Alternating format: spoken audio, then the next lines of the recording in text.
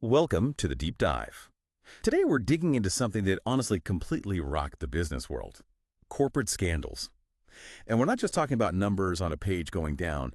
We mean trust being totally shattered, huge companies collapsing, the kind of stuff that forces everyone to rethink how business even works. Basically, a corporate scandal at its heart is this big failure ethically, legally. Usually involves, deliberate lying for gain, either personal or for the company itself. For this deep dive, we're looking at a source that details 10 really key cases. And these aren't just random examples. They were chosen because of their sheer scale, the incredible damage they caused, and how they fundamentally changed things permanently. Each one is kind of a lesson in what happens when ambition, bad leadership, and just chasing profits go way too far. So our mission for you, we want to pull out the key takeaways from these massive failures. Think of it as like a shortcut to understanding how this stuff happens, corporate wrongdoing, and what protections were put in place afterwards. We'll look at how they reshaped rules, regulations, public trust. Get you informed without drowning you in details. All right, So when you think corporate disaster, one name jumps out almost immediately: Enron, 2001. This company was huge, innovative energy trader, nearly $100 billion in revenue, 20,000 employees. Seemed unstoppable. What was it about Enron that made it such a, poster child for this kind of thing? How'd they pull off that image? Yeah, Enron is fascinating because the deception was just so sophisticated for its time. You had CEO Jeffrey Skilling, Chairman Ken Lay, CFO Andrew Fastow. They built this really complex system using off-balance sheet entities, basically shell companies, right? Like LJM, Raptors. Their job was to hide Enron's debt, hide risky stuff, keep it off the main books, so earnings looked amazing, and they used mark-to-market accounting super aggressively. Mark-to-market?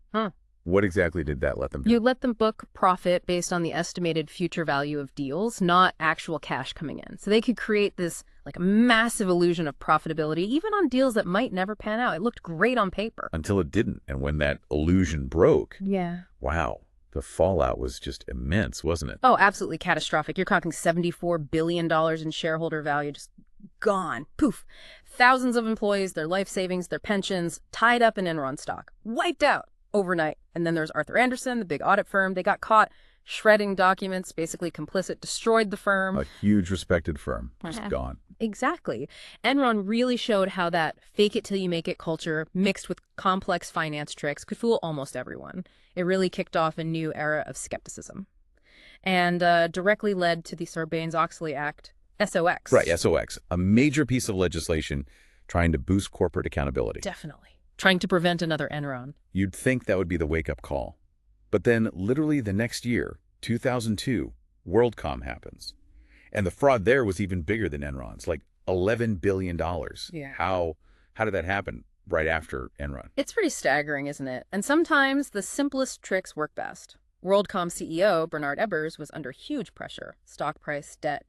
So he basically directed them to misclassify routine operating expenses, things like fixing phone lines, normal costs. They booked them as capital expenditures, as investments. So instead of a cost dragging down profit, it looked like an asset boosting the company's value. Exactly. It artificially inflated their assets, inflated their profits, just straightforward lying on the books to mislead investors. And it shows, even post-Enron, determined leaders could still find ways around controls if they really wanted to. But this time, it wasn't an external whistleblower initially, right? It was an internal auditor, Cynthia Cooper, who uncovered it. Yes, and her role was absolutely vital. Talk about courage. She kept digging, even with immense pressure from the top. Her work ultimately exposed the whole thing. And the consequences. WorldCom stock collapsed. Bankruptcy. 17,000 people lost their jobs. Confidence in the whole telecom sector took a massive hit. Evers got 25 years in prison. And it just hammered home the need for strong internal auditors, people empowered to speak up, really reinforced the SOX provisions too. Okay, so we're seeing a pattern of accounting tricks. Then there's waste management back in 1998, another big one. What was their angle? Right, another accounting manipulation, this time with depreciation. They basically fiddled with the expected lifespan of their assets, like garbage trucks and equipment. By extending those lifespans on paper, they lowered the annual depreciation expense, which artificially boosted profits. Over $1.7 billion inflated. And the auditors. Arthur Andersen again. Failed to catch it. It really highlights how even basic accounting rules can be exploited if oversight is weak. So massive restatements, SEC fines for waste management. Okay, let's shift overseas. Parmalat, 2003, Italy. A huge deal there, right? 14 euro billion fraud. Yeah, Parmalat was like an Italian national champion. Its collapse was a massive shock. The executives, including the founder Callisto Tanzi, basically invented assets, forged bank documents, used offshore companies, a whole network to hide enormous debts. And it went on for years. How? Lax oversight, certainly. But also, some banks and auditors were, frankly, complicit. They either helped or looked the other way. Just turning a blind eye. Or actively facilitating. It showed how deep the rot could go when checks and balances fail across the board internationally. And the result for Parmalat? Bankruptcy, investors ruined, prison for Tanzi. Yep, the usual devastating consequences. But the bigger impact was across Europe. It directly led to the EU pushing through the 8th Company Law Directive, trying to seriously tighten up reporting and auditing standards across all member states. A wake-up call for Europe. And then let's talk about India. Satyam Computer Services, 2009. An emerging market tech giant. What happened there? Satyam was a huge name in India's booming IT sector, a real symbol of success. Then the founder, Ramalinga Raju, confessed. He admitted they'd inflated revenues, profits, even cash balances for years. $1.47 billion worth of fiction. Just made it all up. Pretty much created this totally false picture of growth. When that news broke, it sent absolute shockwaves through India's corporate world. People worried it would scare off foreign investment, damage the whole IT sector's reputation. I bet. And consequences for Raju. Prison time for him and others involved. And just like elsewhere, it triggered major reforms in India. They significantly strengthened their corporate governance rules, specifically Clause 49 of the listing agreement.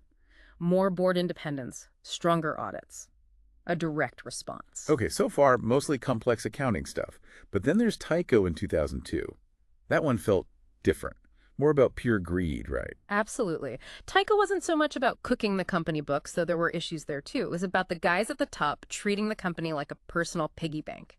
CEO Dennis Kozlowski and CFO Mark Schwartz basically looted the place. Over $600 million through unauthorized bonuses, shady loans, and just extravagant personal spending charged to the company. Right. This is where we get the stories like the $2 million birthday party and that infamous shower curtain. Exactly. That $6,000 shower curtain became this huge symbol. It captured the public imagination because it was so specific, so sort of ridiculously excessive. It really crystallized the outrage, didn't it? It really did. It showed this complete disconnect, this sense of entitlement. Kozlowski and Schwartz went to prison for years. And the scandal really focused attention on executive pay and perks. It forced companies to be much more transparent about how they compensated their leaders, put in stricter controls. Okay, fast forward a bit. Volkswagen, 2015, Dieselgate. This wasn't accounting, it wasn't personal looting. This was about the product itself. Yeah, a totally different kind of deception, but massive in its own way. VW, this icon of German engineering, got caught installing defeat devices in millions of their diesel cars worldwide. These devices could tell when the car was being tested for emissions in a lab, and they'd run clean. But out on the road, they were spewing nitrogen oxides way, way above the legal limits. So deliberate cheating on environmental regulations. Absolutely deliberate. Yeah. Engineered right into the car's software. It was a calculated decision to gain market share by promoting clean diesel that wasn't actually clean, covered up by management. And the cost was enormous. Fines, recalls. Over $30 billion. Huge recalls, lawsuits, massive damage to VW's reputation.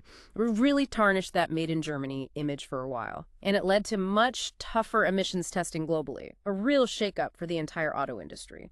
It also showed scandals were shifting, now including environmental and social issues, not just finance. Right. Which brings us to the 2008 financial crisis. Lehman Brothers. How did their actions play into that global meltdown? Lehman was right at the heart of it. They used these accounting tricks called Repo 105 transactions. Basically, it was a way to temporarily move assets off their balance sheet right before they had to report their financial position. Made them look less leveraged, healthier than they were. So hiding risk again. Hiding risk, hiding leverage. Up to $50 billion temporarily shifted.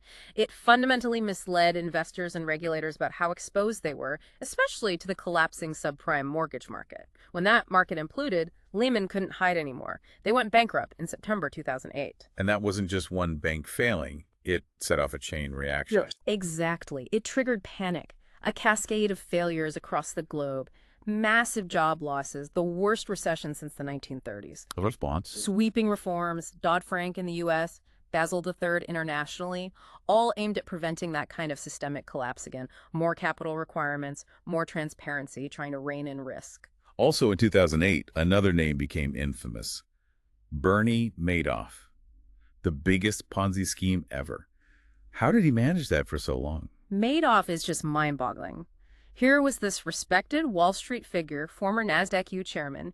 He promised steady, reliable returns year after year. Seemed too good to be true, and it was. He wasn't actually investing the money. He was just using cash from new investors to pay off the earlier ones. Yeah. Classic Ponzi. And people bought it. Sophisticated investors, too. They did. He cultivated an air of exclusivity, legitimacy. The scheme only collapsed when the 2008 crisis hit, and too many people wanted their money back at once. There wasn't enough new money coming in. The damage was incredible. Charities, foundations, ordinary people's life savings. Devastating. Over $65 billion in paper losses, though the actual cash lost was less, still enormous. Madoff got 150 years in prison. It was a huge black eye for regulators like the SEC. How did they miss this for decades? It led to big changes there, more focus on whistleblower tips, trying to catch these things earlier. And one last one, AIG. Back in 2005, there were signs of trouble there, too, kind of foreshadowing their massive bailout later. Yeah. AIG, the insurance giant, had its own accounting scandal around 2005. They were using complex reinsurance deals improperly, essentially to make their financial health look better than it was, falsifying the books. CEO Hank Greenberg was pushed out. There were big fines. And this was before the 2008 crisis hit them hard. Exactly. It showed issues with transparency and how they were valuing complex financial products even before 2008. And then, of course, during the crisis, their bets on things like credit default swaps went toxic, and they needed that massive $180 billion government bailout to avoid collapsing the whole system. So yeah, the earlier scandal was definitely a red flag. It led to tighter oversight for insurance companies after the crisis. Okay, wow. Yeah. That's quite a list. Enron, WorldCom, Tyco, VW, Lehman, Madoff. When you step back and look at all these different scandals across different industries, different countries, what are the common threads? What patterns keep popping up again and again? It's striking, isn't it? When you connect the dots, a few key patterns really stand out. First, almost universally, it starts at the top. Leadership failures. CEOs, CFOs, top execs either driving the fraud or, deliberately looking the other way. It wasn't usually low-level stuff. Right. Tone at the top really matters. Hugely. Second, there's this consistent use of creative accounting or complex financial engineering, ways to hide debt, inflate profits, basically cook the books to mask reality. And often the external auditors and even the company boards were either complicit or just negligent. They failed in their oversight role. Okay, so leadership failure, accounting tricks, weak oversight. What else? Misaligned incentives. This comes up a lot. Executive pay tied heavily to short-term stock price performance. It creates this immense pressure to hit the numbers no matter what, can really push people to cross ethical lines. Yeah, focus on the next quarter, not the long term. Exactly. And finally, you often see weak or fragmented regulations, loopholes that allow these schemes to grow and fester for years before anyone catches on. It seems like after each big scandal, there's this flurry of new rules. SOX after Enron, Dodd-Frank after 2008. Are these reforms actually working? Are they getting to the root cause, or is it just plugging the latest hole? What are the big lasting lessons here? That's the million-dollar question, really. And it's probably a bit of both. It can feel like whack-a-mole sometimes, but undeniably these reforms have made a difference. The first big lesson learned, I think, is the absolute critical need for transparency, transparent reporting, strong independent audits, and empowering whistleblowers, making it safe for people inside to speak up. These are now seen as fundamental safeguards. Okay, transparency, whistleblowers, independent audits. Right. And second, the big regulatory packages, SOX, Dodd-Frank, the EU directives, India's Clause 49, Basel III for banks, they have genuinely strengthened corporate governance. They've pushed for more independent boards, more accountability. They've forced companies, or at least many of them, to really look at their internal cultures, their controls, to think more about long-term health over just short-term gains. And that matters. It matters for protecting investors, for keeping the economy stable.